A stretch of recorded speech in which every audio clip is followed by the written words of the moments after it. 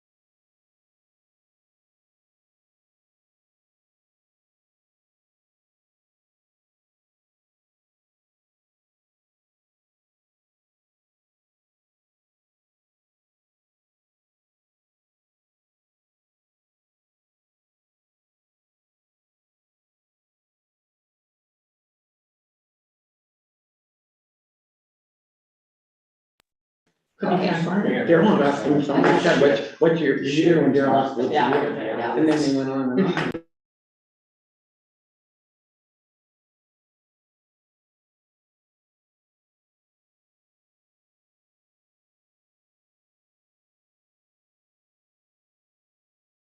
Okay, Heads back. we're You ready? live. Yep. I've got We'll it. call the meeting to order and stand for the pledge, please. Allegiance to the flag of the United States of America and to the republic for which it stands, one nation under God, indivisible, with liberty and justice for all. Thank you. I have to remind everybody that being we're recording, and it gets kind of chaotic with, on the YouTube, when it's recorded, to ask permission to speak and speak loud and clear. With that, do we have any additions to the agenda? Kristen? No, Ready? No? Karen? none, Mr. Chairman. Amy? I have one gotten request about what the county's gonna do with Roy's store up in Adams. I mean, we own it, I guess. They'd like Roy's one, Roy's store oh, the store. around Main Street, they'd like to see it tore down or dealt with anyway, and it is starting to be a nice store. Christie, do you have any addition? Nothing? Everybody review the minutes and the monthly bills? We have a motion to accept the consent agenda, pay the bills, and So moved. no additions or corrections in it? There's Second. All those in favor say aye. Aye. Motion carried. Employee time. Nothing? If not, we'll move into the samples group. Well, good morning. If I take off here, it's not because I don't like you guys, I got another meeting downstairs with the water board, so I'll just leave when I think I have to, so. I think I'll stay up here. You guys. I'll trade your places, that's gonna be heated down there. I've had an eventful enough morning here. I don't need any more. Well, thanks for having us back today. I know it's been a little while since we've had an opportunity to speak with you guys. And I know that they've been working pretty diligent on getting data in for Tom Weber, who I believe is online. We sent him a link last night. But they've been really struggling with getting some of that data out of the systems, and it sounds like Adam gets to dig through some boxes today to collect a little bit more data, and once that's completed, Tom is about 6 weeks out from having his projections and report ready to be reviewed from a data collection perspective. What Scott and I did, Scott got called, Scott Petty from the Samus Group the last couple of days, but he's from Klein McCarthy, if you recall. Both Scott and I have been touring their facility, so we toured the existing jail.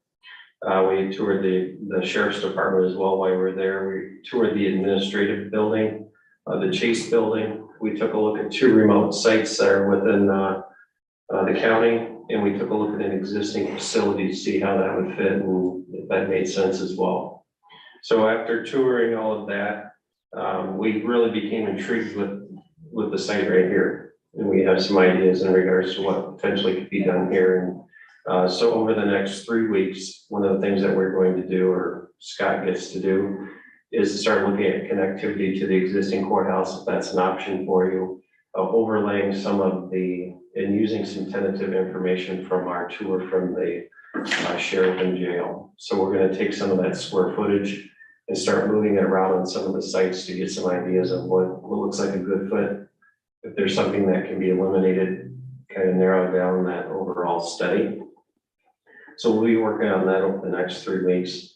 What the Samus Group will be doing is, as Scott's bringing that information forward, is we'll start putting some tentative numbers in regards to what the cost of development would be, whether it would be here, whether it be on to one of the other sites, or evaluating that existing facility. So that's something that we'll be doing from a numbers perspective. But in general, we're looking at fit, size, and does it make sense or doesn't. When you look at the sites that are remote, one of the things to consider is that transportation cost. So as you're dealing with inmates and the sheriff is bringing inmates back down here for court and things like that, what do we do with them? What's the cost to do that work? And more importantly, what's the cost of transportation? What's that inconvenience of moving those inmates back and forth? So that's something that we'll be looking at as well. So at the end, our goal is to review the existing site and have a study associated to that, looking at those remote sites and then evaluating that existing facility. If there's something else that pops up, just let us know. But right now, that's really our focus is on those, I'll say those 3 options. One of those includes 2 sites, but we're gonna look at those and see how that works for you. So we're hopeful that when Tom gets his data completed, we may have to tweak the square footage size because of the information that's collected from that data.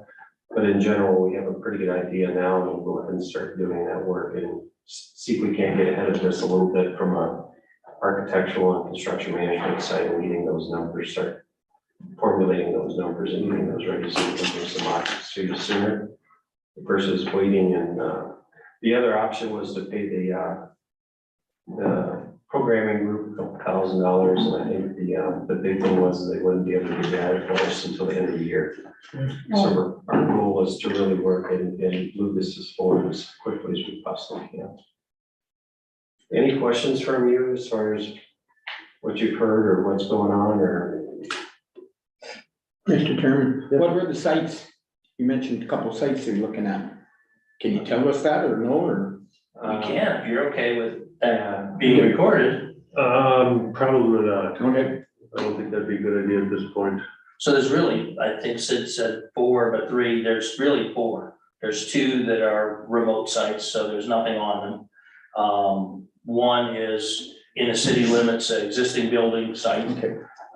So we looked at that, what parts of that building could, it's always difficult to put a jail inside an existing building. So usually when you're looking at that, you might be able to harden it for inmate programs, but it's hard to put a food service or laundry or housing in there just due to the weight and size, heights and things like that. So usually it doesn't work as well. So you end up building that part of the jail new and seeing what you can backfill.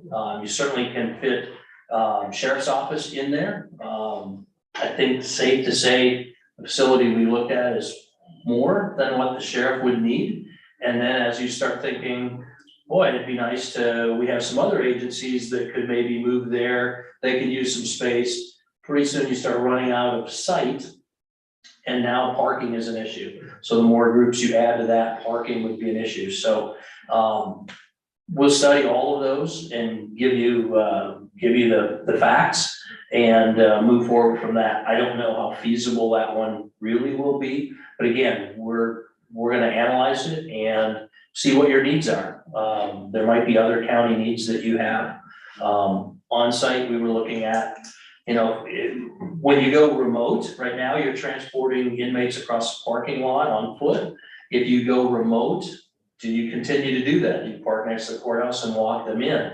Or are we looking at some kind of secure sally port?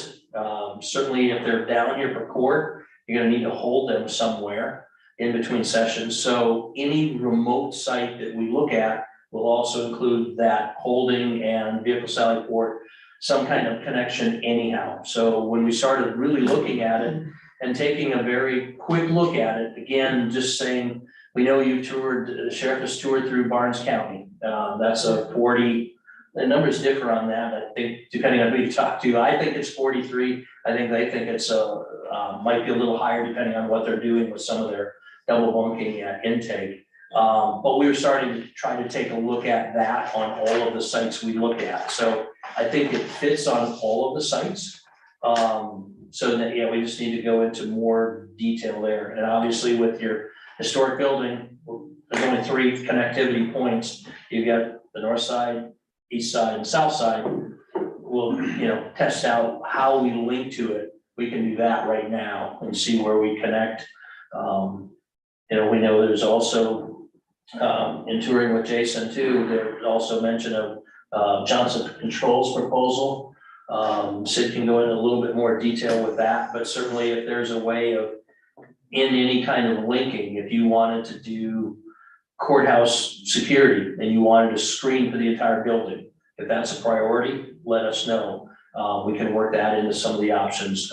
If there's a way to get all the bathrooms out of this building and all that you have left is drinking fountains in here, the link might be a reasonable place to do something like that versus coming in and doing a bunch of remodeling in the existing building. So there are a lot of different things we can toss out there, not knowing all of your priorities, but those are things we certainly can give you some options. And then it's just like a grocery list. You pick and choose what's important to you and how much of this issue you want to solve. When you deal with the older historic courthouses, it's pretty difficult for HVAC infrastructure. We just did one down in southern Iowa where we actually created a link to connect the new jail to the existing courthouse. And it was probably it was the least intrusive on the existing courthouse. But we were able to get the bathrooms out, get the elevator core out, and really focus specifically on electric and HVAC. So we've got a copy of your Johnson Controls proposal. We were going to review that proposal. One of the suggestions I would do at this point is I would not ratify anything or check to do that work yet before you get your study completed. One of the things that if we were able to create a solution on the existing site, you might be able to, rather than having multiple infrastructure or multiple units to serve the campus, maybe we can consolidate that and save you some dollars that way versus buying multiple units to serve different needs. If we can find a solution, it might be more economical for you to just buy a bigger unit and supply the campus or the two facilities with similar equipment. So we'll evaluate that.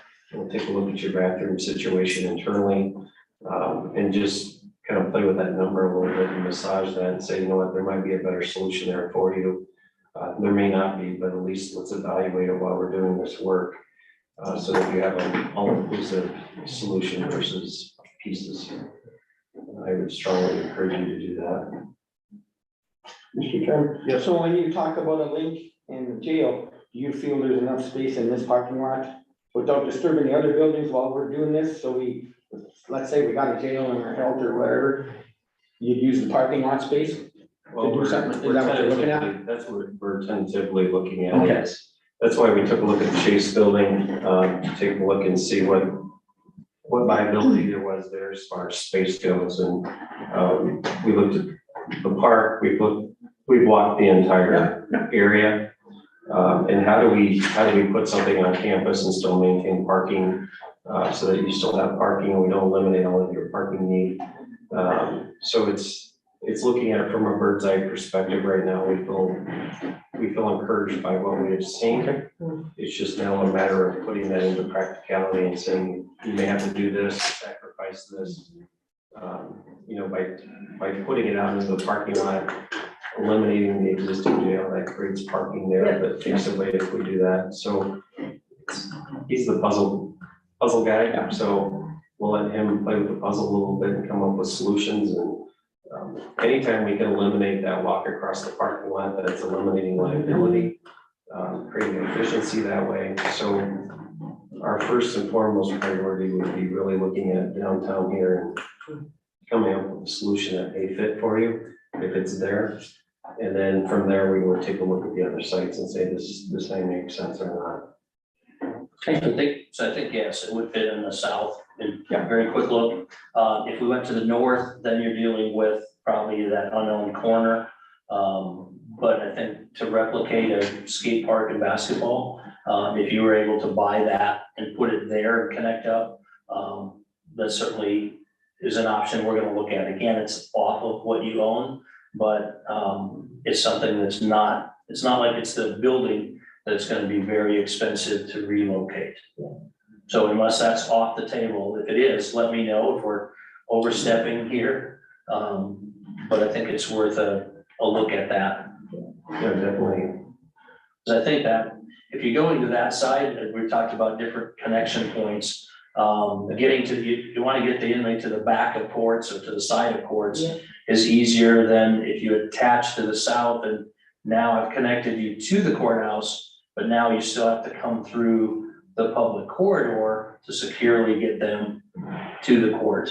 Although to the south gets you one, you know, I don't think you ever want to get rid of the front entrance, but if you ever went to one screening point, that would be the easier spot to do that.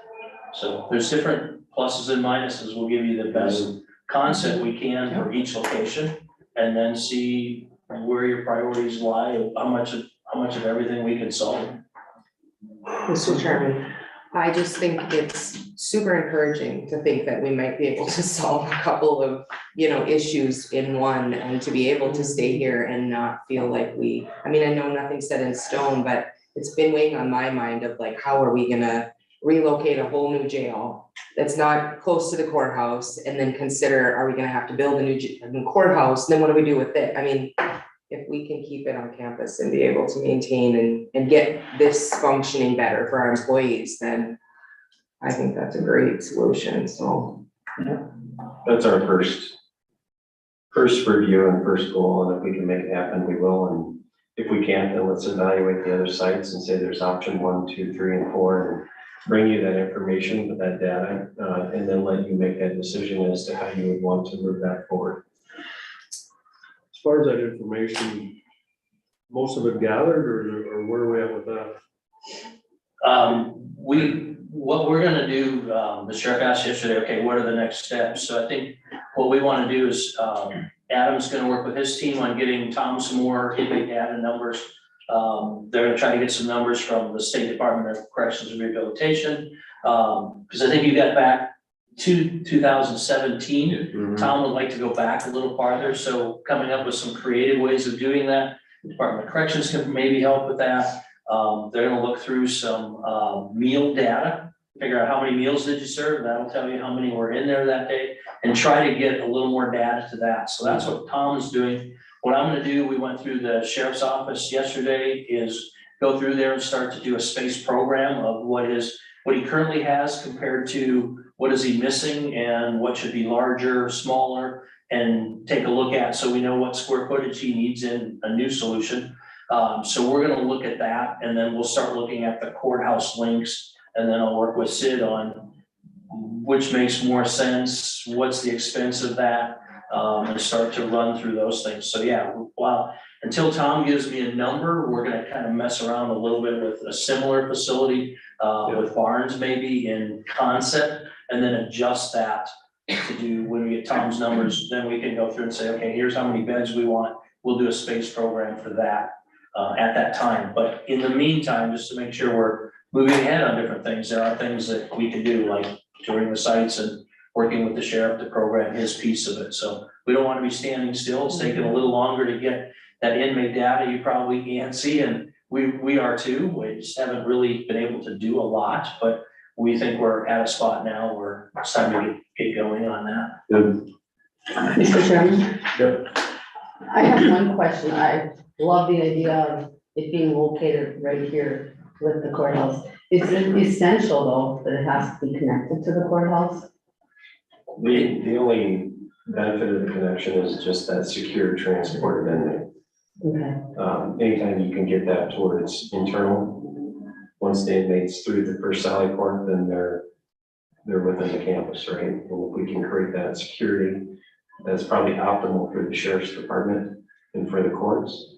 You absolutely do not have to do it. You're not doing it now. We're just looking at possible ways to do it so that it eliminates part of that liability that you're facing when you have a sheriff walking inmates across the parking lot. And your biggest risk, or what we have found, or talking to some other facilities, is the risk is really after sentencing, right? You know, they really don't have a whole lot to lose. They're probably not in a very good state of mind, and that's where there's risk. But if we can come up with a solution, provide that to you, and then you can make that decision once you have that data and say, do we really want to do that? Evaluate the risk and let you make that decision. Mr. Chairman, could we get Sheriff Durgan's thoughts on that, especially the security part? Yeah, absolutely. I think there's a huge risk for us to have inmates walking across the parking lot, or even pulling up in a car from another site. The risk is getting them into the court and like stated that after sentencing, we have had people escape from us, after sentencing in the past. And it is a huge liability. If we can link the two together and have a safe corridor for us to transport them directly from the jail into the courtroom and back, huge savings in time and manpower if we can do that. Mr. Chairman, yeah. I would also note that a lot of times there are jurors that leave after somebody is convicted, those sorts of things, and victims' families, defendants' families.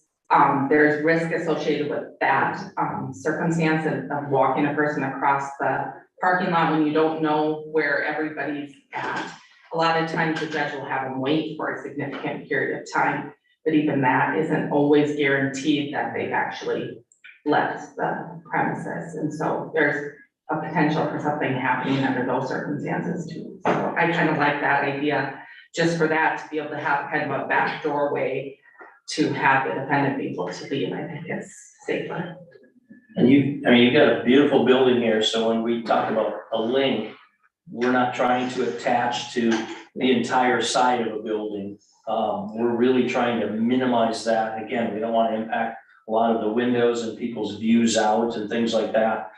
So we're trying to do that in a minimal way. And of course, with the historic building, even if you're attaching on either side of it, you're not building out in front of it. So that's one of the things that it needs to be set back and done respectfully. You don't mimic it, but you want to blend it a little bit. But yeah, it certainly never sticks out in front of it.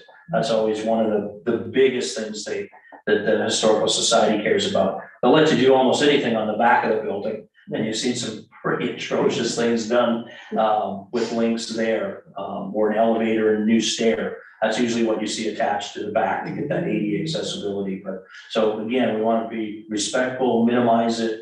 I think in some regards, if you are going to solve that, if you're remote and you have to build another vehicle sally port and courts holding here, that's just a duplication, a doubling up of spaces that if you were here, you wouldn't have to do. So sometimes we start looking at that extra cost and then looking at the transporting. So we certainly we'll work with Adam on how many transports that would be a day. Does that involve a larger vehicle? What's the staffing impact of that? So we certainly want to look at all of those, not just construction dollars, but that operational piece. And Tom will help work with Adam on that also. Mr. Chairman, I guess my point was more about this link to the building, was more about the safety of our employees. You know, not so much for, I understand why you want a link to bring the inmates in, but I was just thinking, okay, the safety of the employees, so we have a direct shot now to the jail, which means the inmates have a direct shot to you. You know, I know it would be secure, I know it would be safe, but that was where I was coming from, was a safety standpoint, that when we have our judge working here late at night, and you know, there's that direct link to the jail. That was my concern. So the one thing you see in these links is there's really a two-side to it. There's the inmate side and there's the public side. Inmate side is completely separated from public, and it gives us the opportunity to do that. Okay. The other part of that is you just turn the TV on, you know what's going on in large courtrooms and courthouses, and having the ability to have people scanned before they enter into the courts or enter into the courthouse creates a level of security. So how you approach the campus, how you get people, the public in, how you keep inmates away from the public becomes a pretty critical solution. And having the ability to utilize the link, what we have found is having that big enough that you can have scanning, you can have all that access for public and screening them before they're even into the facility is an important security measure for your existing employees. And then keeping the inmates on the back side of that in security corridors, so that it eliminates that opportunity to mix them both. That is a lot of counties are moving in those directions to keep them separated, but also to screen those people that are coming into the facility, because you don't know what's coming through the front door as well. We're worried about the inmate.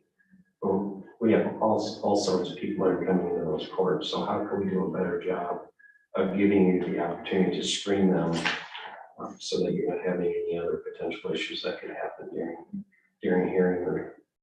And Commissioners, I'm guessing you've all toured through the jail at one time. There are a lot of instances where you just need to get through one secure door at the facility and you're out. All the newest designs, you have to get through two, so there's always a secure vestibule and their doors are never opened at the same time. So usually that last door out is controlled by the control center. So even if you got an officer's badge or you got their PIN code number, you can't ever get through that last door unless you're let out. So that gives you, I mean, every door or opening, leaving the jail has to be set up that way in the new design. So that will increase your security also. And you might have touched on this, Sid, but I know talking to employees of this building as well, you know, whether that will be part of your feasibility study, but the security even in here has been kind of a concern. So whether the jail, like I guess I feel pretty confident that what's built new will have that. But if we're gonna hang on to this building, you know, the HVAC or whatever is part of it, but there's also pieces where some parts of this building have been taken care of on security, et cetera. Kelly, you can correct me if I'm wrong, but I know that there are other offices, spaces in here, you know, even just walking up the stairs there, that there are some concerns. So I guess if, you know, we're gonna utilize both spaces, I just wanna make sure that we really do this building the right way as well. So that whoever is left in here feels secure in their office, particularly when they're connected and, you know, this is the public side too. The measures to harden the existing facility, where you can utilize your link and screen, so you don't have to do as much work inside the existing facility, because you have screened all those people coming through the front door. So there's a pretty substantial level of security that you can take by utilizing that link and growing that link to a point where, as people are entering into the courthouse, they're being screened. That's going to eliminate a lot of your security risk. And from an employee perspective, we have found that they're pretty happy and pretty encouraged when you start doing things like that. That makes sense. Versus, like I said, we walk through the whole facility, we understand where camera locations are, we understand where there's glass right now, how they're interfacing with the public. If we can, without having to change all of that, can we do something down here that eliminates that risk and without impacting the existing courthouse? Ron, you got a question? I would argue that it would make the courthouse safer. Yeah. There is no way we have too many accesses to this building right now. And none of them would allow for having any kind of security in them. You look at the main front doors, there's no place to put a walk-in magnetron or any other security like most courthouses have. This would give that option to us, have a public entrance and then an employee entrance, and limit the access and have the possibility of doing screening for the public coming in. Makes sense. I get a little heartburn about doing it right in the middle of a residential area. I mean, how's that gonna fly? But not much Already here. different than we already have, right? Right. More secure. It's just more secure. Right, I guess I that's how know, you but find out. you know what I'm saying. Right, no, I know, but I guess that's how you need to kind of promote that, is that it's already here.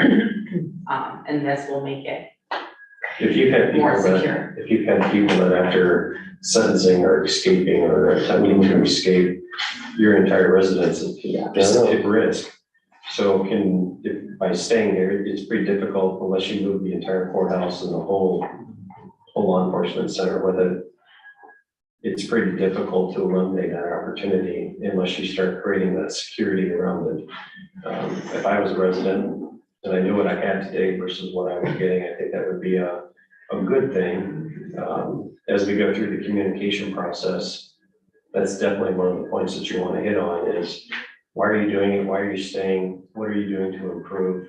What does that mean to me as a taxpayer? What does that mean to me as a resident that lives close to the facility? I would say take that data, take that information as we present it to you, and then you can make those decisions. As does it make sense to stay? What's the cost impact by not doing that? Just evaluating all of those solutions and the cost implications to every one of them. Take that information, and once you're educated on all of that, then you can make that decision as to whether or not you want to continue to proceed with it or not. But at least take that data in and be educated in it when making that decision. That's why we're here. That's why you've engaged us. So let us do that for you. And then once you have it, you can make those difficult decisions as to what you want to do.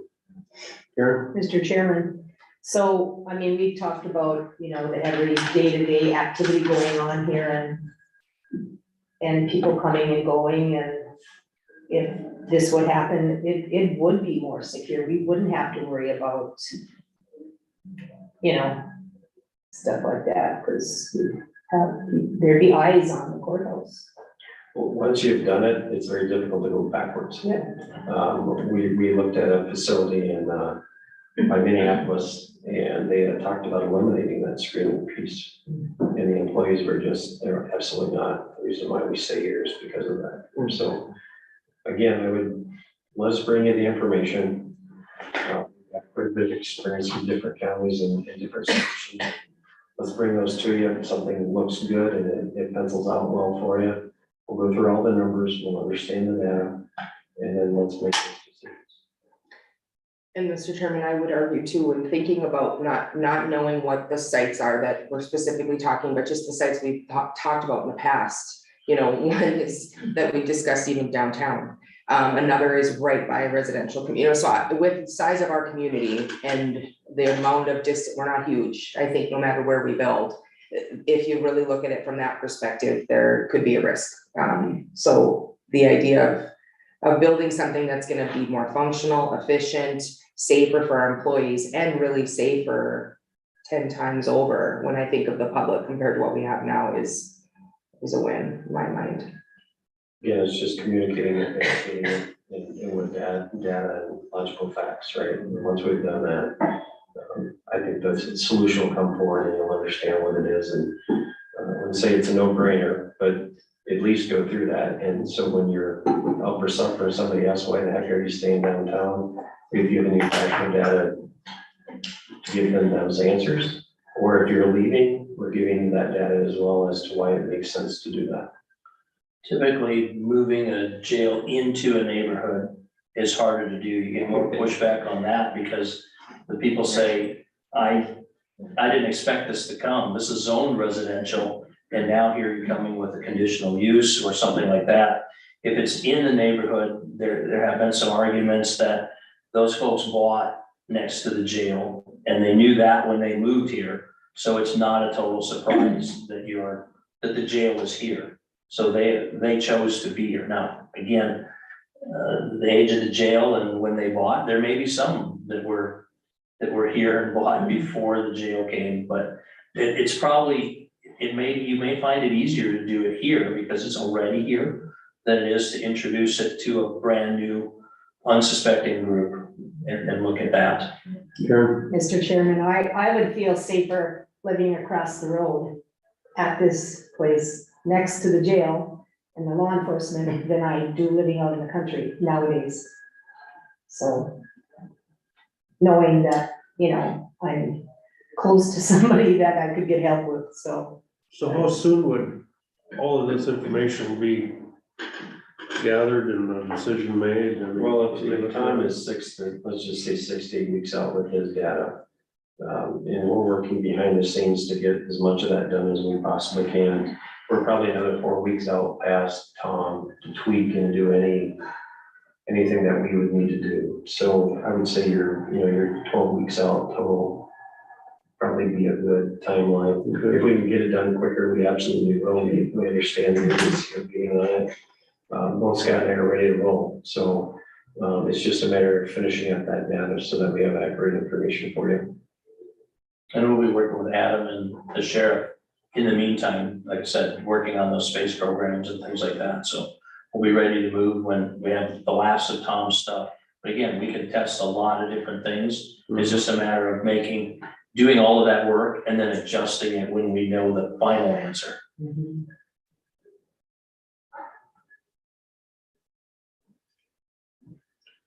All right, any other questions? So from a perspective of us, 3 months is about when we probably would expect to hear an update or need again in some form from you guys, or?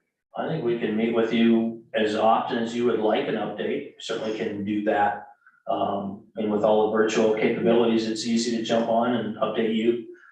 If you wanted to do that once a month, I think when you start to see the cost numbers, that's probably where Sid is looking, you know, to have any definitive idea with some of those things. Because once those get out, I would keep those quiet as long as you possibly can, including the sites. I know different places have gone into closed session to discuss site acquisition and things like that, so that you don't lose your bargaining power. But yeah, you certainly look at which things you can go into closed session for. But yeah, we can certainly give you as many updates, I think, as you want. Yeah. Especially if it's good news. It's always good news It to is, see it a is. number, right? Yeah. It's always fun, it's always optimistic, and then I the think it reality is, gets. but yeah.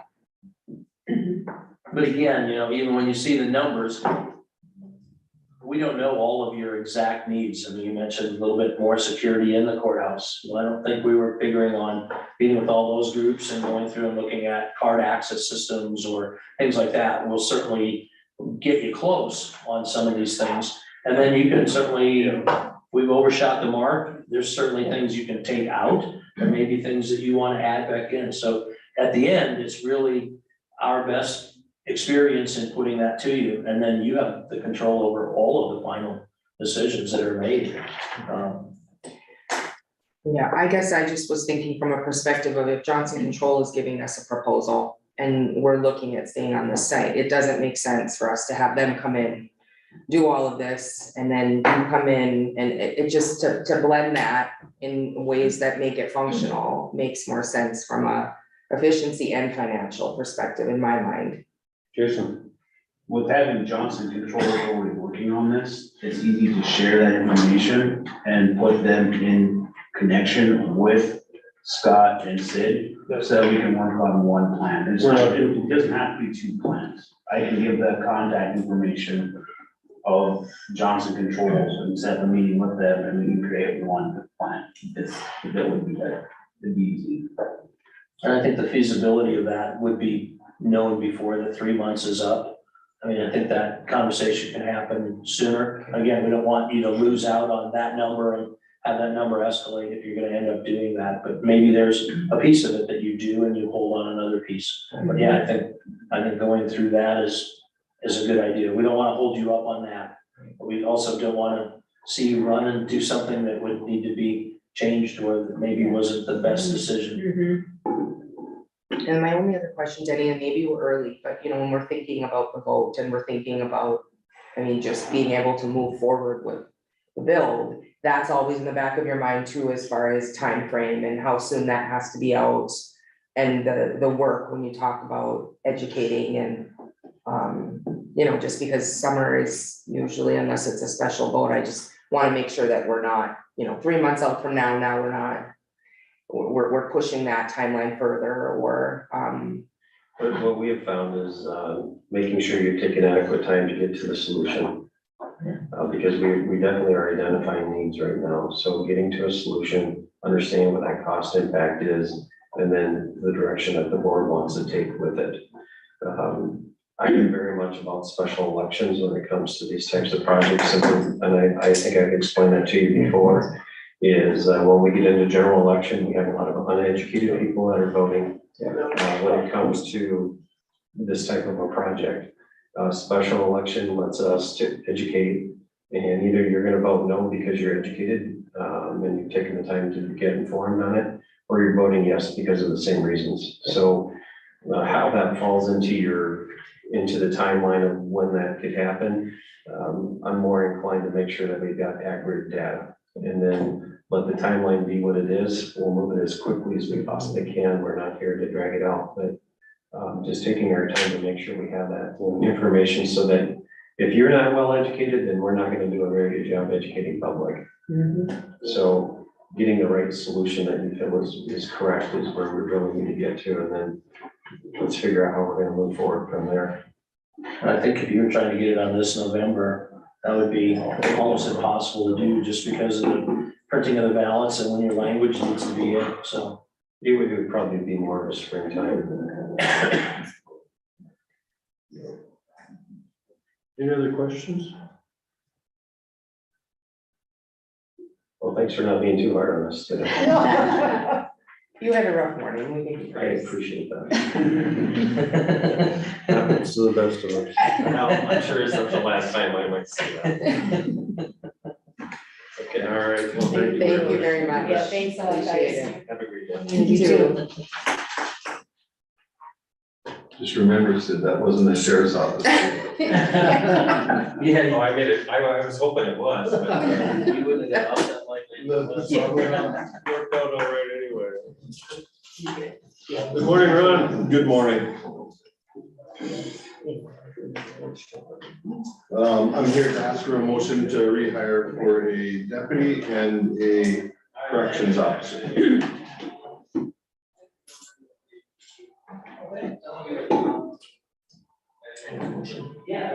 I make a motion to allow Ron to hire a deputy and a corrections officer. Second. Any further discussion? Do you have prospects in mind? Or I do, yes. So it won't be a long time to get to. I want to hurry this process along, yes. Yeah. Any other discussion? If not, we'll call for the vote. Christie, Yes. Karen, Yes. Amy, Yes. myself, yes. That's all I have unless you have any questions for me. Thank you very much. Thanks, Ron.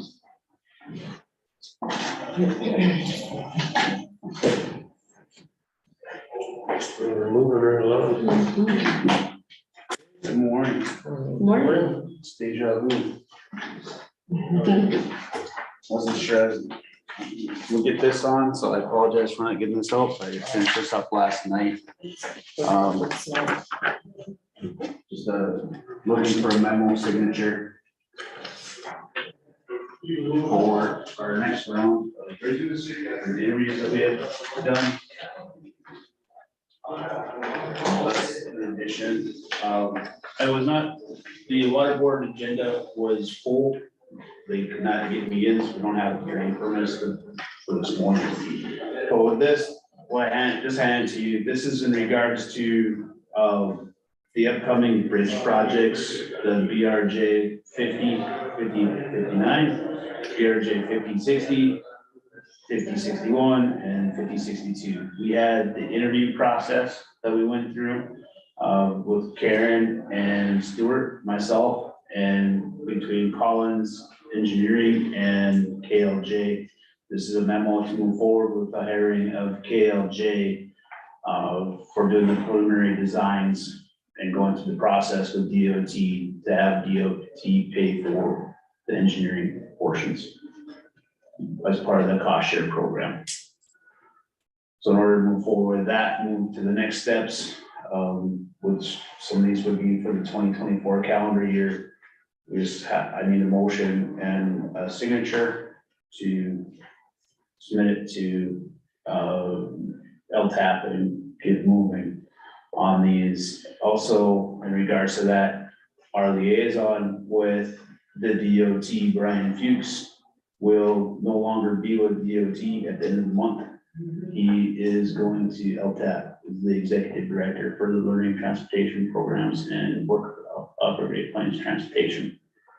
So we'll still get to work with them through those type of things and training sessions, but we'll see who our new contact will be. Mr. Chairman. Karen, go ahead. Well, Mr. Chairman, I'll make a motion to accept this proposal. Christie. I'll second. All right, we have a motion and a second. Any further discussion? Any further discussion? Now we'll call for the vote. Karen, Yes. Amy, Yes. Christie, Yes, myself, yes, motion carried. Next one is highway number 9, paving between, highway 32s and 18, between Edinburgh and Rupel, basically. They are moving right along, the milling has been completed. So that portion is done by end of today is very, sounds like they will have the second lift done on the eastbound lane. And by next week, that paving project could be completely wrapped up on number 9. One of the things I was looking at is we have money available in our budget right now to add on 3 miles to the north on County 12, while we have paving crew right there. They're willing to do it, and do it for about 500,000 to do 3 miles to take care of County Road 12, where we have sections in it that are falling apart. To do it later on, we would have to pay probably substantially more to mobilize. We don't have another project that'll be in that area, so it is my recommendation to add that into this project while we have contractors right there. It'll save us money in the long term. Is it's paved right now, It is paved right now. so they do it just another milling and. It just, take out a couple of the bad spots and put 3 inches of asphalt over the top, and it'll get us a long time. Mr. Chairman, can you tell me exactly where you're talking about? When you Yeah, say it's- County Road 12? It's County Road 12, so it's straight north of Park River, and it's the last 3 miles from number 9 to the county line. It's just these 3 miles right here. It's already paved, it connects into the pavement, in Pembina County. There, okay. And the cell phone lane has big alligator chunks that are it's. out of it. So while we have them there, it would save us money. We have money that for, when we put in the budget for doing the chip seal, not knowing if we were gonna have the prairie dog money, but we had the prairie dog money, so we used that doing the chip seal project from Forest River to the interstate, so we would have the money in our budget to do it right now. Mr. Chairman. I'm not against doing it, but what about 12B? What about County 12B? Yeah, I'm still working on plans on what we can do with 12B. Well, I heard a $500,000 price tag on that too, and now we're going to assess 500,000 to here, like, Well, that could I be don't- used for 12B possibly. I mean, it's gonna be whole. 12B is gonna be a lot more than 500,000 for that. Yeah, So Well, I still need to talk with base 1 on seeing what we can do for those instances too, but yes, I understand. 12B is still on my list, but this is a paving project, is with the asphalt, not a chip seal project, which we don't have a chip seal right there on that site for 12B. And we can, with the budget for the next year, maybe we can get that into that one. I'm still looking through the processes of it. The money we put into the budgets hasn't been allocated for some project site for next year yet. Yeah, we don't even know what we're gonna do yet, I'll be. Right, I brought it up today, like, excuse me, Mr. Chairman, it's probably on our 4 now on that 9 bridge. If we could spend some of it there, and he brought this up, and I said, you know, if we need it there, and it's bad, it's gotta be done sooner or later, might as well do it there, but yeah, I'd like to see it done to 4 because of all the beat trucks and everything with the bridge out on 9. So. That's gonna be a mess there too. 500,000, Don't get much. gotta do another bridge someplace, I mean, Well, oh, yeah, the trouble is, we can't get the bridge or the stuff in this fall yet to do it, so, yeah. yeah, it's. And House Bill 1505 with the 3 bridges that we just did, the state is working on trying to get us more of that funding back. We don't have a number of how much more we're gonna get. So there is a possibility that we have some of that money, and House Bill 1505 money can go towards other bridges or roads be allocated next year. So, Mr. Chairman. I understand that we're not far enough along on 12B yet to make a decision. I guess my point is we need to get that to be a priority. We need that county road moved up to the top of the list. So if we can't do it this year, I understand, but I think we really need to look at it for next year and allocate some funds towards it for next year. I agree with that, but like I say, I've been on 12B when it's been compromised right after a storm and so, yeah, it's an action waiting to happen. Yes. Do you have a question? Okay. So, go ahead with this, what's your, He asked me, I said, bring it to you guys. The final decision appears, so I didn't wanna say yes, I said, wait till the meeting. do we need a KLJ consult on this at all, or? I've talked to them to get to the numbers, to know that where we're at with it, that's where we got the price of 500,000. We have some room in the contract that we have right now, but we're not gonna have to do as much subcutting in the project that we have. So there is some cost savings from that part, so it may not even take the whole 500,000 to do this project. So, and with where we're at in the pavings right now, we may have a little bit of room in the paving as well. So if 500 is a top end, Mayo was willing to talk about it. They're just waiting for a decision today on whether we want to move forward. If they do, then they'll put it on their list. If we don't make a decision today, they will be done and moved on. We won't have that asphalt plant here for a while, so. Any bridges in this section that we need to be? There's one underneath that our guys have to do a small patch to, a concrete patch that our guys, it's on our list of things to do. So, and there's a bridge turns to the north, but it's still in fair condition, but not on the core list. Well, I guess I entertain a motion to proceed, or, I'll make a motion, we move forward with being there, and it ain't gonna get any cheaper, and it's not in real good shape, that road. And like I said, I got issues that we could use the money elsewhere too, but both plans, 12 and the one on 9, we're not gonna get anything done. So why not use the money bottom there and try save here? that activation fee or whatever it is. Yeah. Charges. Mr. Chairman, I'll second it. Okay, we have a motion, and a second, any further discussion? Did you say these, Mr. Chairman, did you say these were funds that had to be used up or not? These are funds that we have allocated in our budget line right now. For So paving? for us, for shipping, where we've already used that from the prairie dog money, So it so. was a very good line, right? Yeah, so we have the funds available for it, yes. Okay. But to answer your question, I don't think they have to be used, but just being because the project was there and we figured we'd save money, that's why we're bringing it forward. In the long run, it'll probably save us, to have somebody mobilized in for that 3-mile stretch, where it be separated from everything else, is gonna save us a mobilization fees. And the engineering and other things are basically already done for it with the oils, and there's oil savings with it.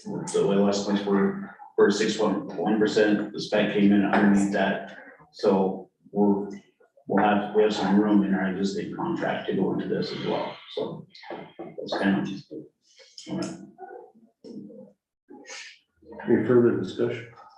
That road is in terrible shape. Yes, It's, I haven't been on it, so I drive it quite a bit, it is, we drive it to go to Cavalier, and it's a very traveled road. yeah, I know there is a lot of traffic. So I would agree to that. Any further discussion? No, we'll call for the vote, Christie. Yes. Ernie? yes, Karen? Yes. Amy? Yes. Myself, yes. Motion carried. Yeah, Mr. Chairman, I'd just like to say that, these are hard decisions for us to make on what we're gonna spend money on. But we make these decisions on, like Ernie said, there's a bridge to be fixed here, and I know, people are worried about bridges. But if we can't get supplies, to do it, or we're not prepared to do something, these are the decisions we have to make. So, Well, we've got to keep our pavement. Yes. Repaired to. Mr. Chairman, we've saved a lot of money by, when Karen was on the board before you guys, sticking her neck out and the money was available from the feds and we matched. And we went ahead with projects. But if you look at it, we knew we needed to do the project, but in 4 years down the road, what would it cost us? We saved a lot of money, and I think we're gonna do it on this one too. Not really, like I said, not really that I really priority project, but being we can save money. If we would have had some answers on 12B or that other bridge, I would have said, no, let's do them. But being we don't, we gotta still sort of, I call it spending our money wisely. So, All right, And Next one is, I just want to give you an update with the number 9 bridge. We did talk with, the water board last week, about that. It's only the topic we spoke of, and we're looking at trying to come up with a solution for its permanent in culverts and get it spaced where it's no longer a bridge, so we no longer have to have bridge inspections on it.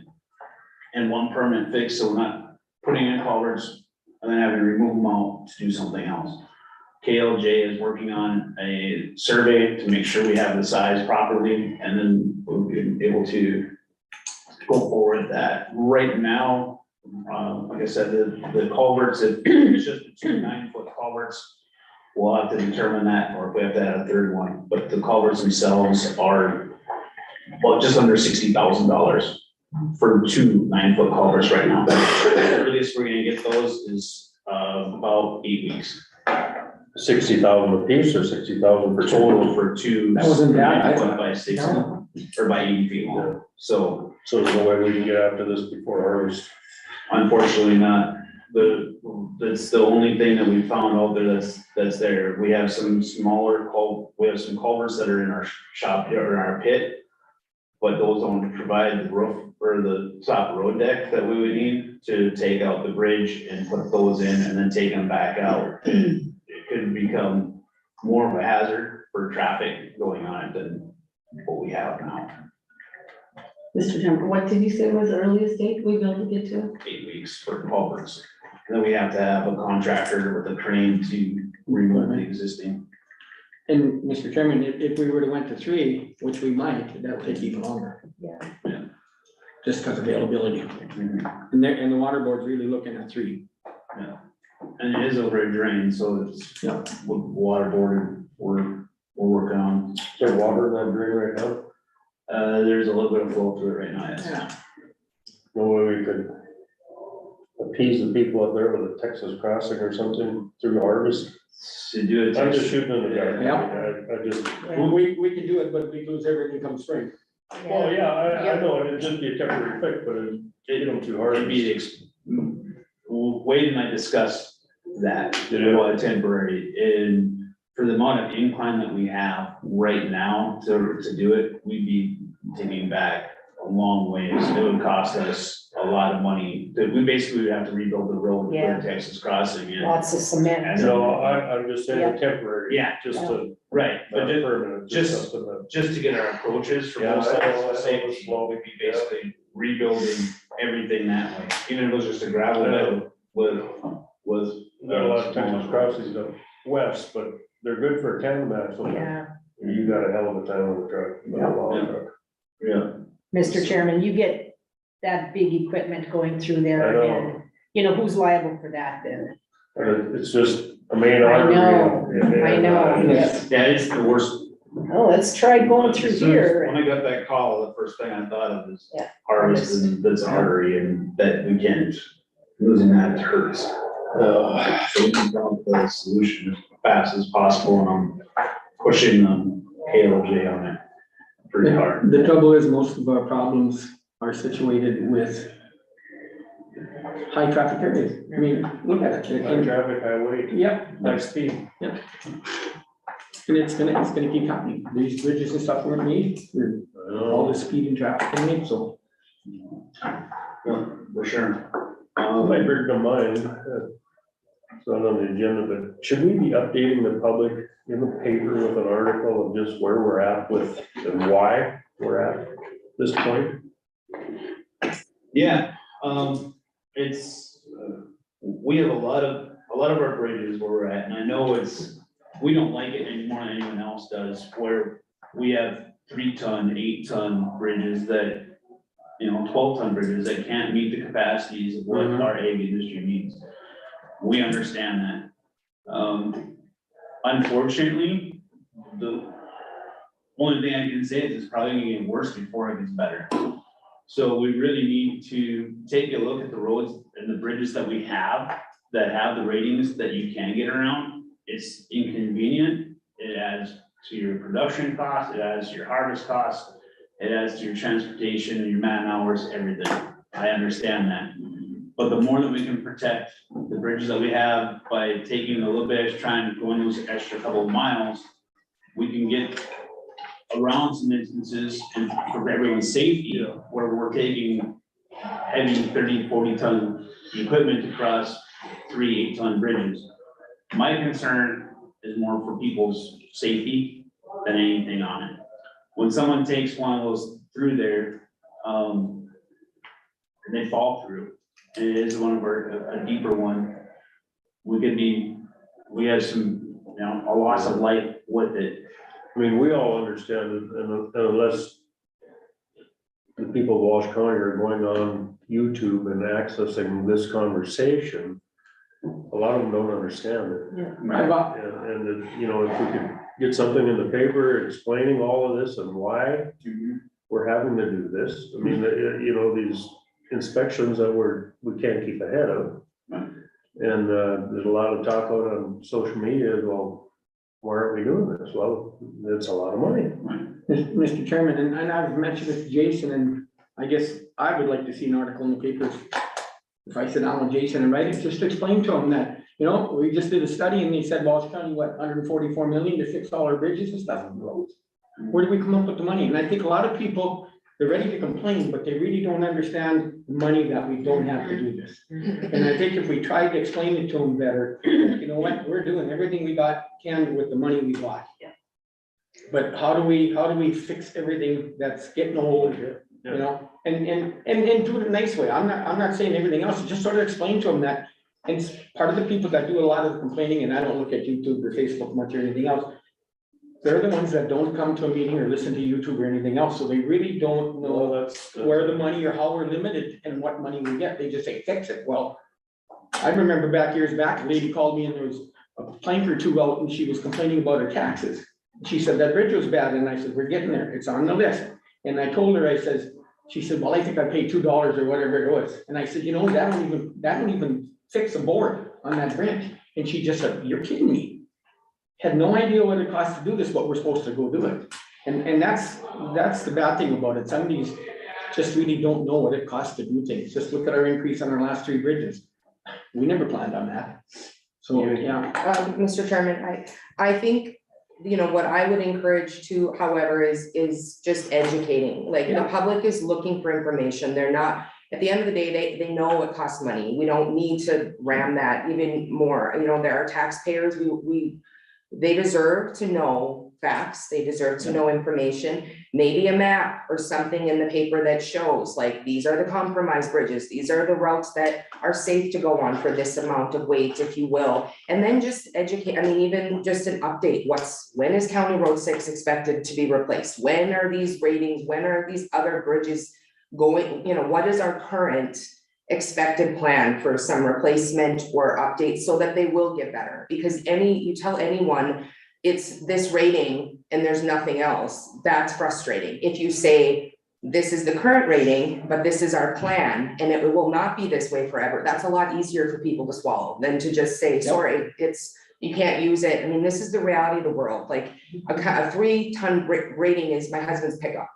So at the end of the day, that's not gonna fly in this county. We have to be able to give the public, factual information of what's happening. And I think they're gonna be a lot happier with that than just being told it costs a lot of money to replace bridges. Yes, that needs to be out there, we know that, but more. Tom has done a really good job of that. Information that comes before the meeting, and the pictures that you had in the paper are pretty enlightening. But I think we just need to explain the overall plan of what we're trying to accomplish and how hard it is to accomplish it. So if you guys would do that, that'd be very helpful, I think. One thing that's also gonna be helpful is with that load pass that we just went to. There will be a map out there on the load pass that has the updates. As we get the load rating changes, they'll go to it, so people can use that load pass for taking a map and seeing exactly where the tonnage of the different bridges are. And so if you're able to include that information in that article or in whatever, that's even more valuable, and I know a lot will love that. With the new permitting. And somehow when you bring a map up, just say they're available here, and You know, just like the old days with low limits, we used to take maps to the elevators. Mhm. Hopefully they look at them there, you know, the elevator pasted on the window and they know which county road or what weight it was. Yeah. And I think just being that, getting it out there, hopefully they look at them and, you know, see our point. Otherwise, you know, you can't shove it down their throat. You know.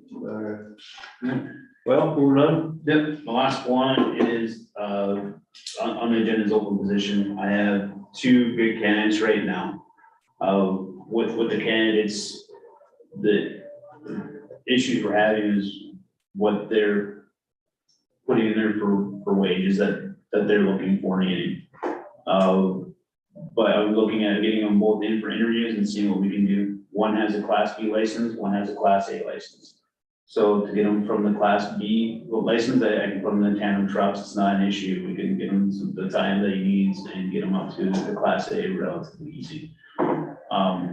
But I just wanted to let everybody know that we finally have a couple, so I just need to set up a time so we can get them in. Have general conversations with both gentlemen, so. That's the last I had for today, unless you have any more questions for me.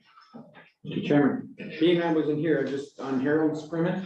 It didn't, I get signed by the water board, Okay. so. It hasn't been signed yet, or are they against it? Or- They're not against it, they just couldn't get on their agenda, so none of those permits came. I guess my, and I don't know what you put it, I didn't see the permit. You know, we were talking about when we were out there. I don't know, hopefully he don't wanna go real deep, just get it to go, so, cause remember he made a remark about washing out? Well, if we dig it 9 feet, it'd probably wash out, if we get the water to go slowly, cause it sits there now. That's my concern, I hope he doesn't go too deep and cause more. No, you really have to be on a tapered drain with. Okay, with something else to it, it's gonna have to be something like that. You'll be monitoring that. Yeah, So, yeah, and we'll get the gate valve is on order, and that's about $3,000 that we'll put on that. For a valve? Wow. Oh, Mr. Chairman, Jason, I'm sorry, what is open positions for? It's for a level 2 transfer, for gravel semis. They work out of the Grafton, one applicant, both applicants are actually from Grafton. So, And this has been open, like this hasn't been it's been on? open for since April. Okay.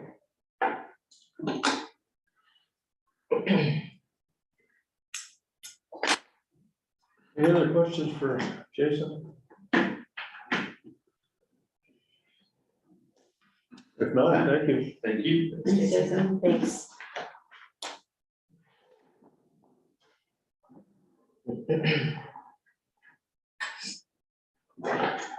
Oh, where are we at? Grant. We have just a couple minute break. Sure, yeah, we'll take a couple minute break.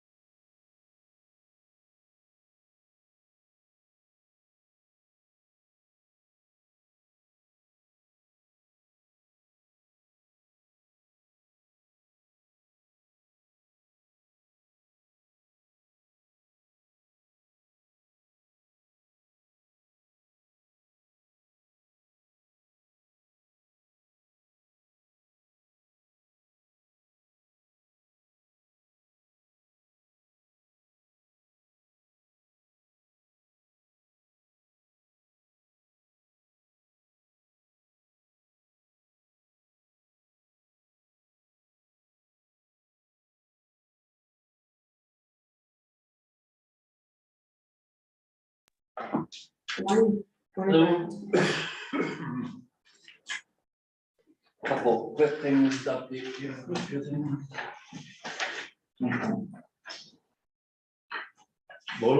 No, it's not on there.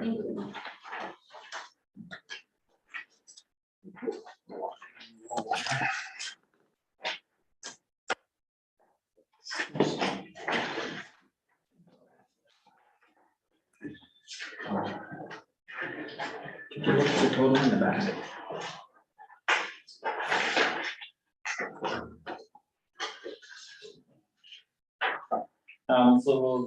We participated in the state snow assistance. That information was submitted and this is, what the county ended up getting back. For the early snow, we had 18 townships that participated. Along with the county, we got $55,289.44 back. And on the other side, there's full season. We had 22 townships that participated along with the county, and we got 109,041.22 back. Mr. Chairman, question, why wouldn't all townships participate? Some of them opted not to. I don't know why if they didn't pay out anything for snow or what their process is, but they were all contacted, so they all Right. either said they weren't gonna submit anything, or I had several that said they weren't submitting anything, so I don't know what they didn't wanna find the records, or they had to come up with 5 years of history. Oh, It's paperwork usually. Yeah, if they didn't want to, for the 5 years of history to submit it, or they didn't feel they spent enough to, some of the townships, I mean, farmers do a lot of the cleans, they really don't have any, they don't have the data. they don't have the data, they don't have the, so, like I said, I don't know what all the reasons, but they're all given an opportunity to participate. These are the ones that submitted the information and. Mr. Chairman, and you have to do 5 years, so they could pick the top Yeah, so of that, the way- so gave it a better chance to, Yeah, get, so they took the 5 years, they took the 4 lowest years and averaged it, and then it was 150% of the average, and then 60% of that, and I mean, it was a whole. So then that's what they ended up, that's what they ended up with for the early snow throughout the October through December, and then for the full season, they did basically the same process, but then they subtracted anything they got out for the early snow. So there was a couple of townships that only did the whole season, because they didn't really pay for anything in the, the first half part of the year, so.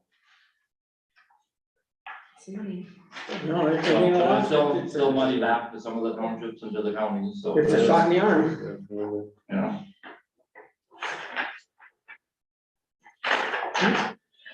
Okay, so the next thing on the list is floodplain management. So I don't know if any of you are aware, but all of the townships have evidently been getting letters from FEMA telling them that they don't know if they're eligible for flood insurance, because they're looking for documentation that says that they either have their own floodplain manager and policies, or that they're contracted, or they're under the counties. So, we're trying to get that sorted out. I was hoping to get some response back from the FEMA contacts that sent the letter out, and they haven't responded back to me yet to see what. So I'm trying to see if they've signed their planning and zoning over to the county and signed a document, if that's adequate. Or if they need a separate one for floodplain management, and I don't believe you have one for all of the. So we kind of look through the list, and you don't even have necessarily one for all of the townships that have given you your planning and zoning rights, so. I think they're gonna need some form of a official agreement between the county and the township, in order to have floodplain services by the county. If they're wanting to do that, I guess I don't know that we would not do that for them, but. So at some point in time, we'll have to probably get agreements, and then we'll have to sign off on all these agreements, but I've reached out to FEMA to find out exactly what they're looking for, so that we get the agreement written correctly, and don't go around and have everybody sign something, and then FEMA say, well, that doesn't meet their requirements, so. So unless there's some reason we don't want to proceed, but if FEMA deems that they're not qualified under the county and they don't have their own, then FEMA can cancel everybody's flood insurance policies, or you would be eligible to buy flood insurance for those that do. Mr. Chairman, is this anything that should be run by Kelly Cole before we would sign on to something like that? Well, probably whatever the agreement states, Yeah. once we figure out what kind of an agreement we need with them, Okay, probably have her review the agreement before everybody signs it, right, okay. I would say, so, but then I don't know if you want anything more formal than that, so if they say that the planning and zoning is good enough, I don't know if you want to just get some of those townships that don't have the planning and zoning agreements signed, turned in, or. We don't know. So, Would that be up? You excuse tell me, us. Mr. Chairman, would that be up to the well, I don't township? know I don't do the planning and zoning, so I don't know what the arrangement there is or how I just know the list that I got of townships that participate with the county, there's some that said there's no agreement on file. Well, wouldn't it be that if we're gonna come up with an agreement and they have to sign the planning and zoning and we have it, they have to do it, or they don't, they're, Township's responsibility. right, Right, yeah. I don't feel it's our responsibility, it'd be the townships. Whatever we agree on and what the qualifications do, if they gotta have a planning and zoning signed and they don't sign it, we just, sorry. So, Yeah, they should be notified. Yeah, oh, yeah, yeah. so anyway, I'm fairly certain I'm gonna have to have something on file someplace for Yeah. the floodplain part, so, but I just don't know what that wording is gonna be, if it's a very simple wording or. But you're in contact with FEMA to. Yeah, I've sent them a request to contact me to let me know when I thought they would have got back to me by the time this meeting was today, but I haven't heard from anybody else, so. And, I sent everybody, we had another, last week, or they did a spring flood declaration again, so, we need to request to be a part of that. I'm assuming you wish to have us proceed with that and have Jason go in and fill that out and have him be the applicant and be the backup applicant again. Kristen. I would make a motion that we participate in the spring flood declaration. Second.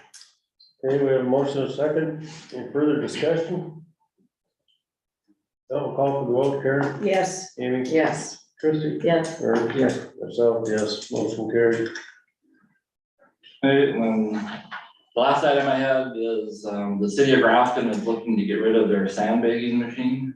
And they said they would probably just give it to the county if we wanted it, but I don't know that we want it. There. I don't, Mr. Chairman.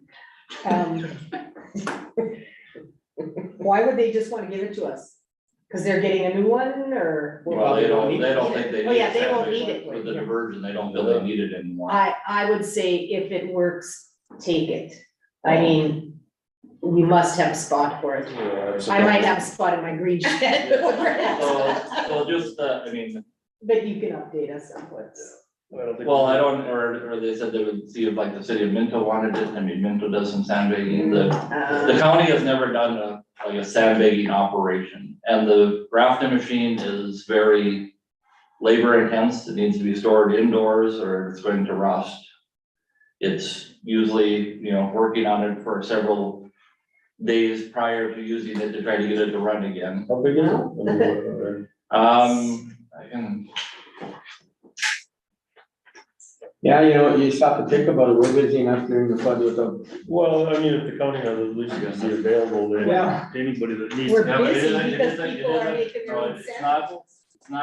it's not the kind of machine that you, 3 days. Oh, boy.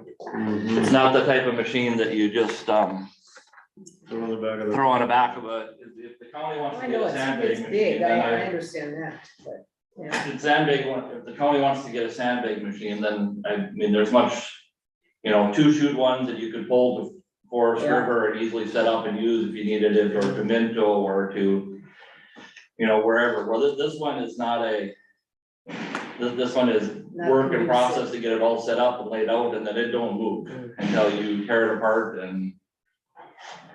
That 3-phase scares me too. Yeah, I don't know. Yeah, maybe not. And, So, I don't, our guys are busy enough. I think it's gonna end up in the back of, one of the buildings in the north lot and nobody will ever see it again. Yeah, Tell them to ask the other cities. So, I mean, Thanks, but That's- no thanks. so, and just, the setup and have the manpower to operate it and. Yeah. Having a with- small one would be kind of With nice. with the rural people, it's much easier to bring a load of sand in the sandbags. If you sat here and filled 1,000 sandbags and tried to deliver them, then to have the semis and the forklifts and everything to, would be much more. Not only that time of year, you gotta worry about load limits and everything else if you fill the trailer up with sandbags versus take it out with the truck. So like I said, if we want to sometime get into the sandbagging operation, I think there's other sandbag units that would be much more feasible for the county to utilize. So is that the consensus to pass on it at the moment? I don't think we need a motion, do we? But- No, I don't think so. No. I don't think we're ready. That's all I had. We got a question for me. Anything for Brent? No, thank you. thanks, Fred. Oh, I have one question. No. Sorry for it. Were you able to get signage for the vehicle yet? No. I know, it's on my list, Okay, I didn't hear you, you were. what'd you- signage for the vehicle. Okay. so. Should have it. Put a sign on the vehicle that he drives for the county, like the Walsh highway County, department Walsh County. has, those Walsh County Highway A Department. magnetic sign. Just a magnetic sign, just a simple sign And to we have make it. those in one day. So, yeah, I know, I just have to decide what it looks like. Yeah. I Well, haven't had time. And are they cause like the ones That would in the give you highway some- department are like they're like stuck on, I don't. Detailed. Yeah. Detailed. I would get the I mean, magnetic, I'd get the I magnetic think one. magnetic would be nice, Yeah. but you know, Fine. Well, that's fine, I don't. who could do it in the day? letter perfect. If she's not busy, I mean, she's got. And she's done other ones, it would just be changing the wording Yeah. and I would say magnetic if you're looking at a different vehicle at some point, Yeah. for sure. The only thing bad about the magnetic watch when you go through car wash. Take it Well, off, take it it's- off. If you don't take it off, don't. Pretty obvious what to do with them when you're. We'll figure it out, he's working on it. Either way, but Yep. maybe if you can get it done in the next month. Okay, yeah, just hasn't been a priority to go and Yeah, I know. talk to her to get it, cause I Do you- mean, you just wanted to say Walsh County and emergency management, I mean, Well, like what? we talked before, I said you go ahead Or and just say decide. Walsh County, or, I mean, I can just say Walsh. I mean, I have so many. Well, okay, so we talked before and he said weed control pays for a good portion of his vehicle, so he felt weed control. Weed control and emergency management. Yeah, I would say Emergency Walsh County management. EMS / weed control. Yeah. Right. Keep Okay. it simple. Yep, Walsh County Emergency Management, we control. Yeah, Done. if you give her the wording, she'll make up the thing. Yeah. She's real good about that, so. Okay. Yeah, thank you. Put a thistle on it. do not put a whistle on it. Ed, good morning. Morning. Morning, Ed. I know you guys talked a couple of meetings ago about how much money had been spent on the CARES fund, I believe, for the new software project, so. Just thought I'd give you an update on that and then I guess the status of the project. So first of all, we went live on July 1st with the one part of the software for accounts payable. So Angie's been at a couple runs, I believe, so far, Christie, is that correct? Okay. And then we'll be doing payroll out of that software for the first time this month. We ran into a little hitch in the scheduling for that we're working through right now. But we'll get that taken care of. So we are live on the one software side of it. The other side is the tax wise, and that's where we do our parcel maintenance, tax billing, that kind of thing. That goes live in later September. Next week, we've actually got our first full week of training in that software, actually utilizing it. So we'll be busy next week. It's gonna be the entire week of training on and off, so. And not good Vacation. It is During what it is. budget, but. Yeah, I know, it's Or, gonna be, I know. There's a lot of stuff, I was gonna talk to Christie after meetings, but there's a lot of it, you guys wouldn't have to attend, so I'll give you in on that, so. Because I know, yeah, Andy's gonna be busy with payroll, so, but we'll work through it, so. As far as the budget side of it, or what's been spent on the software, I did give you a sheet, everybody should have it. Should have gone out in the packets. Oh, I don't know if I did. No, No, because I was Okay. gone last week. Oh, I gave it to Angie, so, Yeah. okay, that's okay. You could just give it to us after the okay, meeting. well, Send You know, you want me to run my copy quick? sure, we're ahead of schedule. There's a lot of here, so- numbers here. Yeah, sorry, Okay. I don't mean to. I wasn't sure what that was on my desk. I will run and grab my copy. While he's gone, should we discuss the Roy's store in Adams, what we did with these? No. What about? Not We've- with- we've not with taken- Christie on it, she'll be taking Yes, it on she's it. taking minutes. We paid to, Hmm? we paid to take it down the farm, Have we? they want to repeat it, They might. Yeah, that might be our cheapest option. smaller house. You could, Same thing. now, when she's, We're just discussing the other business of the store in Adams. Mr. Chairman, I just was saying, isn't there been a Niagara Hutterite community that removed it from a tear down perspective on most affordable options, I guess, I don't really know what our options are, it sounds like Mr. it's. Chairman, we've actually used our county guys too, Yeah. because we had, years back, we had to tear a house in Peak and we paid. So, but, you know, that house, and I remember at the time, because we decided to use our county stuff, it was like $1,500 to pay somebody, and I'm sure this store's gonna be a lot more, but. Yeah, I would say check with our county guys first, and if they don't want it, then we look for somebody. I figured it was for my team. Where is this gonna Which one start? of the county guys would, who runs the bid? Or I mean, Yeah, they just, when they get time, they've done it, so, and I don't, like I said, with Jason being busy and stuff, and maybe that store being, I don't know what's all involved in there. It's got a basement. Does it have asbestos? Don't even. Well, then they're not gonna wanna touch it, then it gets, yeah. But if it's turned over to us, I guess we gotta do something. Well, that calls from the mayor. Yeah. They're wondering what they wanna do, so. He asked me, apparently he's at our lake now, and he copied everything, and I said, no. I said, we'll have to talk about it, cause I said, huh? Who did? Mary, he's at our lake up there. Here that he was visiting somebody, cause he copied, and I said, well. I said, we haven't torn down a house before, but I said, we've never done stores or anything else, most of the time the town does it. And I'm sure that's the trouble, these little towns don't have money to pay to do this. Mr. Chairman, would the town be willing to tear it down if we reimburse them? They don't have the equipment, for one thing, they'd be hiring somebody to do it. Just like us. I can make well, we should, Mr. Chairman, we should talk with Jason first and see if, Yeah. and then, Cause like I said, that was many years ago already in Peasic, and we just weren't that busy and they figured they could do it and I know years back, Donnie Reed, we used to do a lot, well, he's not there anymore. Warwick used to do it, you know, half the guys that used to do some of this aren't there anymore. So who's willing to do it, who knows? Well, the easiest, our guys are stretched. Yeah, yeah. So it's just hard to do. I'm gonna send I a would text. venture to say we're gonna be looking for somebody. I'm gonna send a text to someone. Okay, we'll look into it. All right, back to Ed. All right, so, the sheet I put together is just kind of a recap of what was originally, budgeted or discussed. Then the bottom is what we paid today, so we'll just run through it. The original contract amount for the software that we purchased, was just under $221,000. And you guys have approved, I believe, to pay for that out of CARES funds, back when we originally started this. We did have to add a system management module to make sure we get the support from Tyler Technologies that we needed. That was an additional just over $1,000. That was gonna be paid for out of CARES funds. Then, of course, NRG had to do some server setup for the software for us, which ended up being a little over $3,800, which was designated to come out of CARES funds. So total of just under $226,000 was the total cost upfront of the project. That was gonna come out of the CARES funds.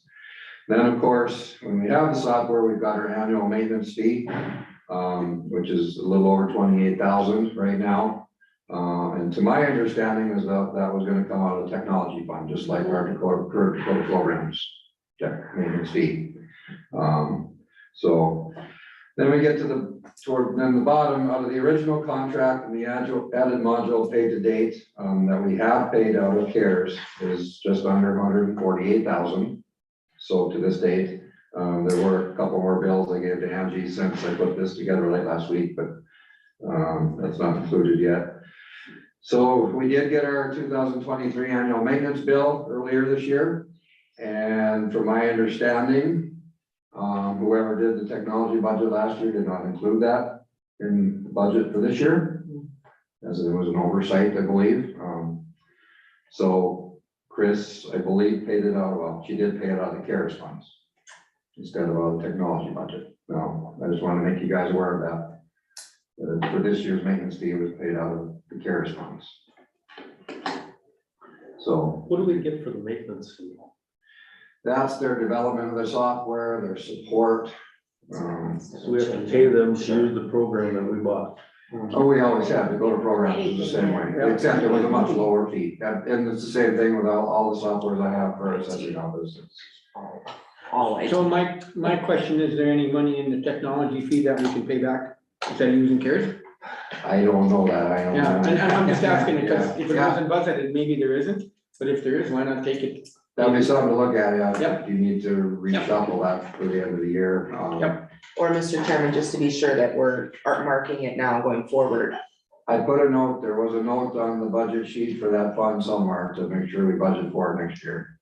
So this was as of June 14th, the technology account was budgeted 155,000, and the actual as of that date was just over 39,000.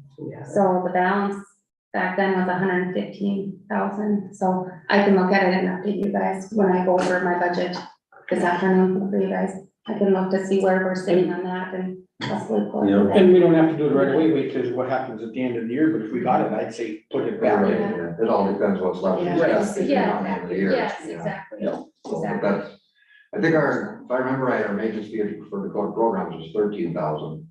So this is significantly higher. But yeah, any of these softwares, you pay that maintenance fee. It's a lot newer too. It's, That's their profit probably. Yeah. yeah.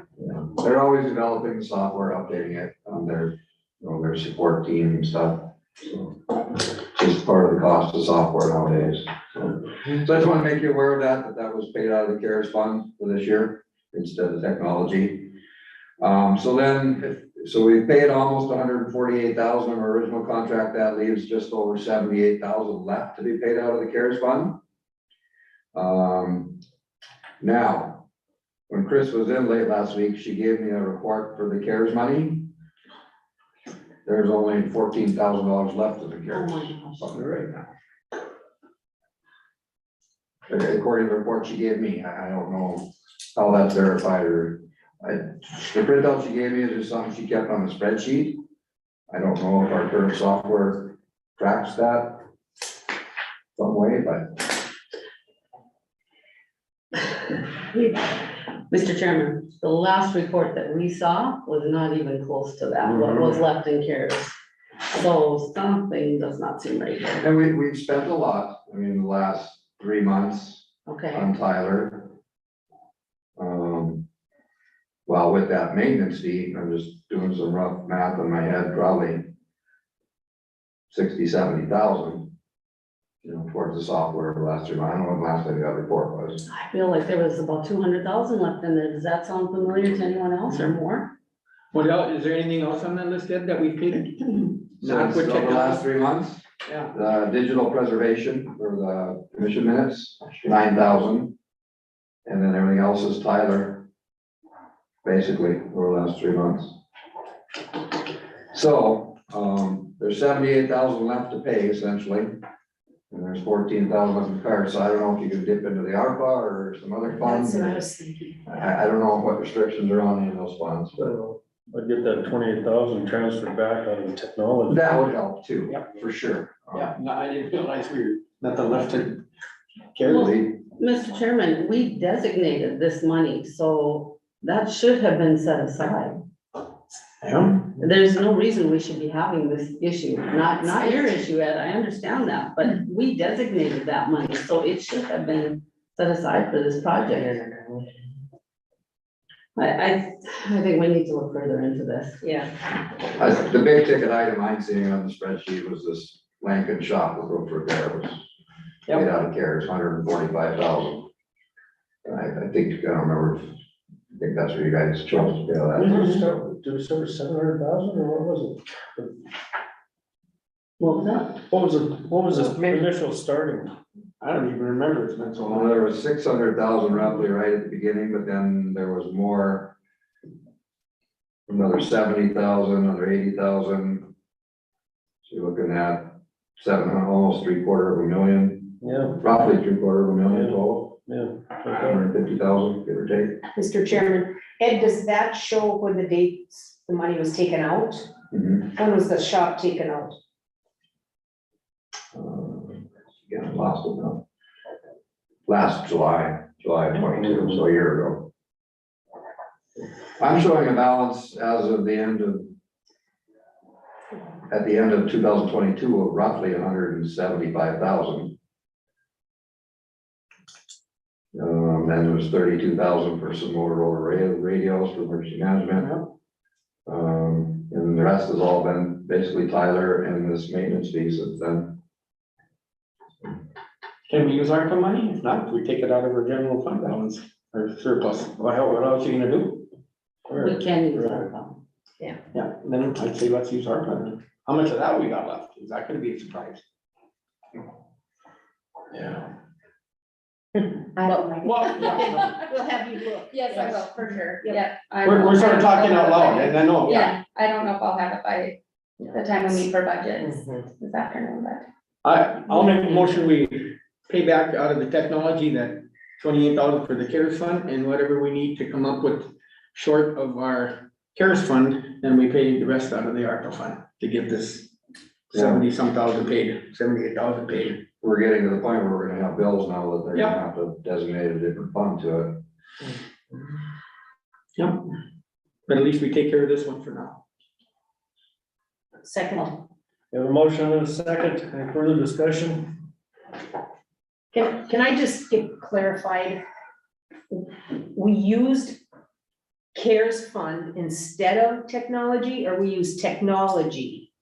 No, we use CARES. Okay, We use CARES, and that's why I said take technology money Okay. back to CARES. Yeah, that one bill. yeah, That okay. 28,122. Any further discussion? Any further discussion? Well, we'll call for the vote. Christian? Yes. Marie? Yes. Karen? Yes. Amy? Yes. Myself, yes. Motion carried. So Ed, you were saying, that CARES, we have bills coming, so there are things allocated, or wasn't CARES the fund kind of something that we would vote on to use, or there are continual costs that should go from the CARES fund? I believe there were certain things you guys approved that were intended to come out of this CARES money, and I don't know how that was being tracked. I mean, obviously, we're spending more than was in the Yeah. fund, so there's been a disconnect there somewhere. Okay. I think we okayed original stuff, but stuff got added, and that's why the balance all of a sudden is Yeah. where it's at. I thought we were- Yeah. And that's done, like that's where, there's no more allocation of it, or No, that was good. I don't know if there's any other projects going on that were approved out of the CARES fund either, that I don't know. Are there any other roof repair projects that you guys, I mean, that's something for you guys to, I guess, Yeah. think about or have the department heads think about. So Christie's digging into it now, so. So overall, the bottom number was essentially, you know, with that tech or that maintenance fee, there would have been about 254,000 paid out of CARES money for this software project. Once we take that 28,000 back out, then you're back down to 225 roughly, so.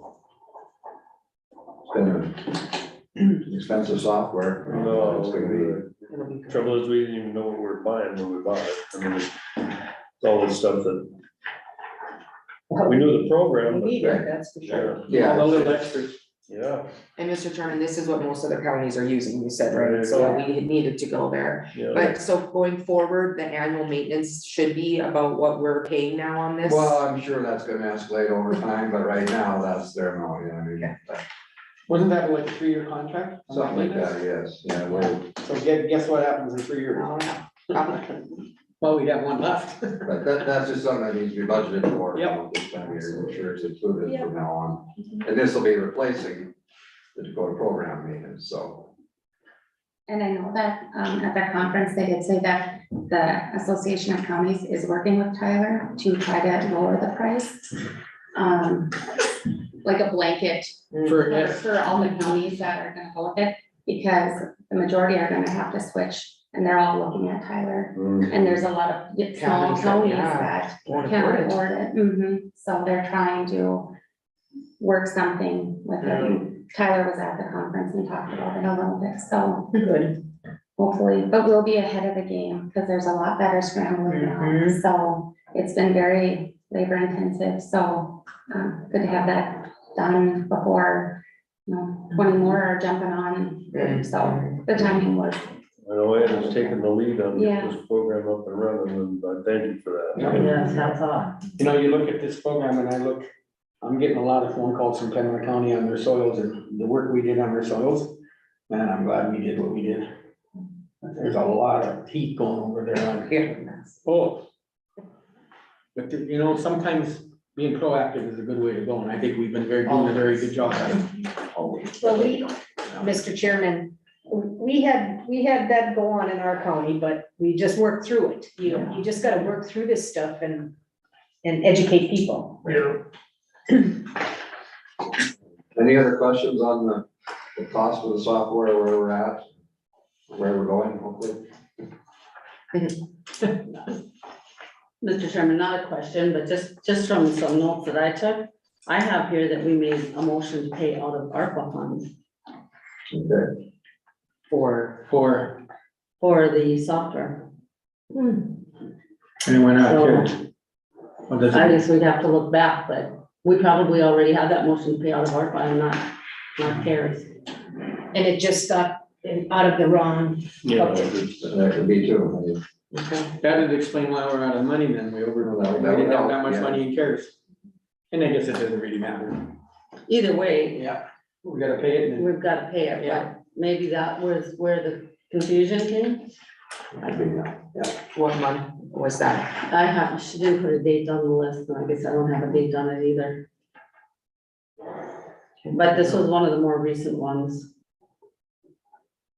So some of those acronyms have kind of been interchanged, so Exactly. that's gonna, getting to the bottom of that, I think you'd have to look at the official motion and. Right. To make sure, because here she had titled it wish list for CARES and ARPA funds. So Yeah. it kind of got combined, it looks like. Well, either way, I'm glad the feds came through with that money, because I don't know what we'd be doing otherwise. Yeah. Yep. General fund. All right, anything else? That's all I have for that. Thank you, Ed. Thanks, Ed. Hey, should we get a copy of that list you have? Yeah. I'll bring those back. Okay, thank you. We're really spot on allocating our time slots, only like 3 minutes. behind. Well, last meeting wasn't as good, so. that's your job. to keep That's on the track. chairman's job. Yeah, like, Well, we wouldn't have to stop for, no. I wanted to do this a couple times yesterday. Well, I know. okay. Annual convention conference, delegates, who's all going? so we discussed that, yep, Ernie's the only one that is questionable. Karen and I had talked, about a delegate. Well, I've been the delegate for many years. I just would like someone else to be blessed with that job. It's just attending the meeting on, I did it last year. oh, you did do it last year? Yeah. Okay, Yeah, it was my first time. okay. So if Amy wants it this year, feel free. You do nothing. Okay, well, you vote. You vote. I mean, You vote, and but one you is, just- I was gonna let you in because you got the experience. Oh, I you have one don't care. official I'm fine delegate. either way. Well, or I could, I mean, if you don't feel like it's a huge, you know, hurdle to get over as someone new, I'm happy to go. no, not at all. I just would like to say that whether you're a delegate or not, whoever's there should be attending that morning Absolutely, meeting. Absolutely. And I'm not saying nobody didn't, but Yeah. that is our annual meeting for Mhm. Right. Association of Counties, so. I didn't even really realize it was going on before, maybe, you know, my bad, until you No, asked me to be a that's delegate. okay. And it was a learning experience, Mhm. because they actually conduct like kind of a meeting and It different is, things, yeah. so It's their I think it's annual- really good to have new members attend. Yep. Because I did learn from it. Sign me up, sounds All right, thank you.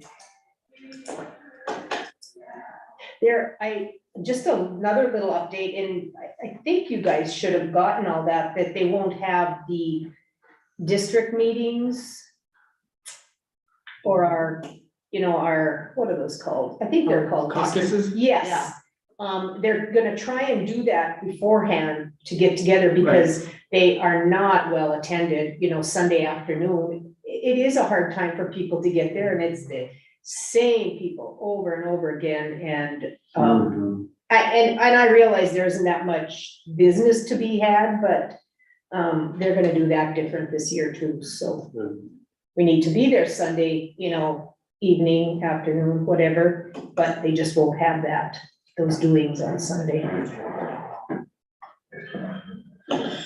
Okay, And this will be my last year to be, well, maybe, I don't know, I'm vice president of the county association, but I probably won't accept that chairman job. Just because it's way more than just being on the board, so.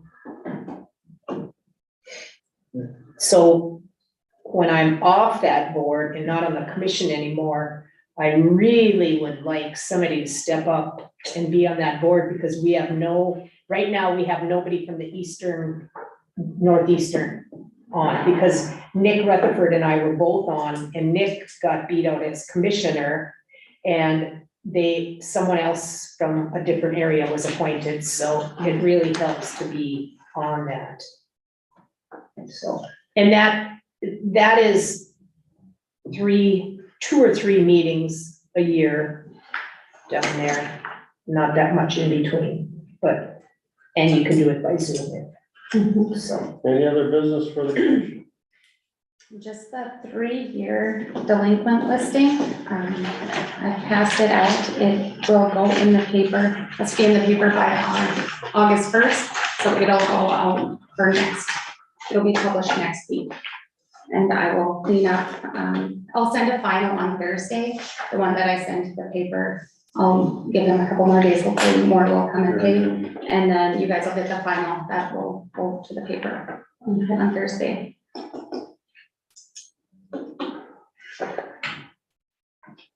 do we need a motion on I don't think that? so. Okay, You looked at why some don't pay, you looked at one, there's taxes are $749 and the penalty's $250. Don't get it. Well, any other business for the commission? Mr. Chairman, I did contact somebody about removing the store at Adams, but I said I would get back to them with a little more detail, because they might be interested. So we'll wait till we talk to Jason. I had a couple people in mind too that I could contact. I'll probably do that later. All right. Well, I believe we should give bids then if there are multiple people that are interested. Oh, yeah. Unless we want them to do it, unless they want to do it for free and take whatever they want from there too. I mean, I don't know, I'm just, if they will do it and get rid of it. Well, pretty tough to turn down. Yes, so. If we said they would do it for free, they just take whatever they want from there, then do you think there is anything salvageable? There's been a problem with clear title. And there's been, I know, 2 different people that have thought they had clear title and then with the hunting. hunters come up from Wisconsin or somewhere, say they're duck hunting and then, so I doubt there's much left in there, but I really don't know. And I assume whoever's in Adams has already gone through. Okay. Well, before And we I start- just mean the wood or whatever outside, or is it brick or? No, it's wood, but I'll check with Scott and I'll work it out with Scott first. Make sure it's, Okay, Yeah, I know. no, I mean, it's clear title or something, so we don't tear something down that Well, somebody owns. I know, I asked Scott and he said that he had checked with his vet and Okay. it's county property, but Okay. yeah, we'll Okay. make sure it is before we do it. okay. Anything else for the commission? Were we gonna get updated, hopefully, on that ordinance and everything investible? I think we gotta get Kelly to get on that before it gets even worse. Meeting? Yes. Yep, I would just get her on the agenda or something. We just can't let that go like that. Yeah.